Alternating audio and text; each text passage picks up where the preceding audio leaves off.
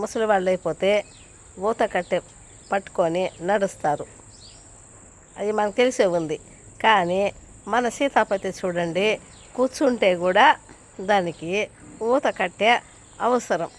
కూర్చున్నా పడుకున్నా దానికి ఊత కట్టె అవసరం. చూడండి, ఆ తలకాయని ఊత కట్టెకి ఆనించుకొని రోజు ఇలా పండుకుంటుంది మా సీతలోడు.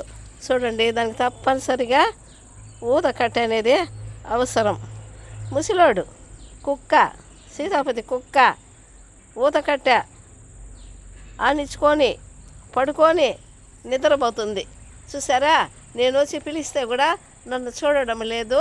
నా ఊత కట్టె నువ్వు యూట్యూబ్లో పెడతావా, అందరికీ చూపిస్తావా, నేను మాట్లాడను, నేను చూడను అని పడుకోనుంది మా సీతాపతి.